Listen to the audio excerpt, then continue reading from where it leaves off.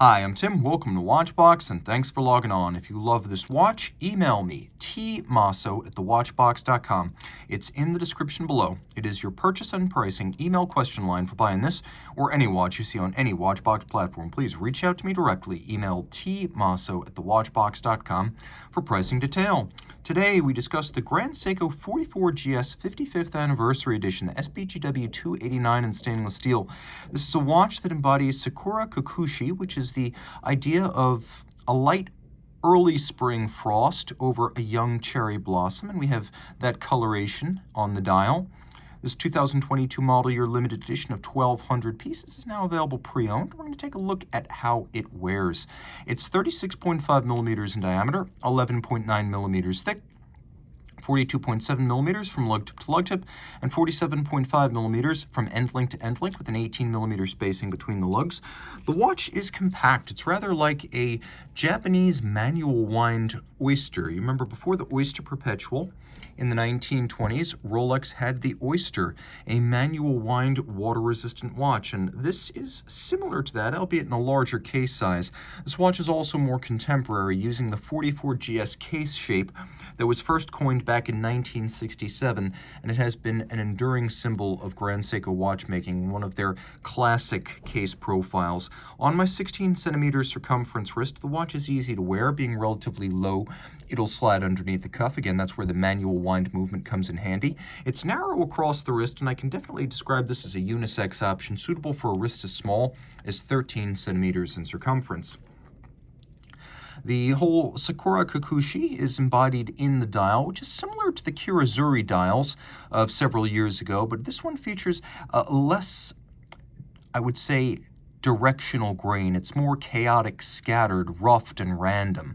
Taking a quick look at the bracelet, it's a 3-link design with a little bit of a polished bevel on the edge, polished outer faces, satin tops, intermediate links in polish, removable links fixed with screws. And you can see that there is a 60% sized link, so you have some fine sizing flexibility, and you can see that those links are on both sides.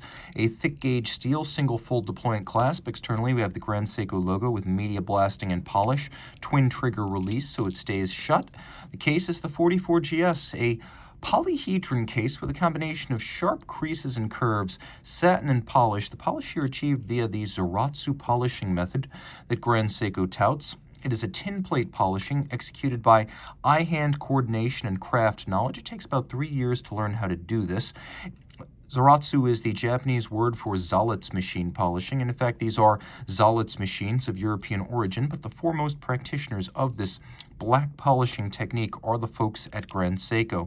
The surfaces are perfectly mirrored, and the reason I call them black polish is because, as with Poly Noir on pieces of high-end Swiss watches, they look black from most angles, and you can see that well here, because they reflect light only at particular angles. From every other angle, the surface turns black. Generally, you only see these parts, small parts, on Swiss movements, not components the size of a case. This case is literally hand-finished, and so is the dial. You have that lovely Sakura Kokushi effect with the rough, ridged, granular texture, and it has that lightly pink glow as though a cherry blossom were poking out from under ice. What really sets this dial apart, aside from the fact that there are no elements to add a symmetry, we have no power reserve indicator, we have no date, but we have these hands and indices that are like cut gems, beautifully faceted and mirrored. You could see how sharp those facets are. And the artisans at Grand Seiko who make these parts do nothing but make these parts all day long. Crafting this dial furniture is an art in and of itself, and then everything is placed by hand. You could see one of the most impressive aspects, fastening on each flank of the minute hand right out to the tip. That's the only point where they converge. It is very impressive. Though the watch has a push-down crown, it is 100 meters water-resistant. It does have a stop seconds feature. Flipping it over, you can see a vintage-style Grand Seiko lion logo, and this is technically part of the Heritage Collection. It is the Heritage SBGW289.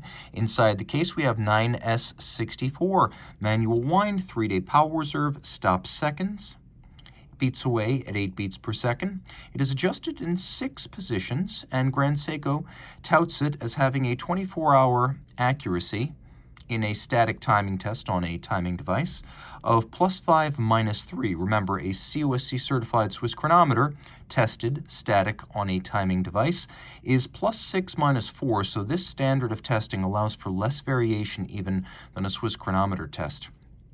If you love this beautifully evocative timepiece in a wonderfully versatile size, reach out to Team Mosso at thewatchbox.com for purchase and pricing details.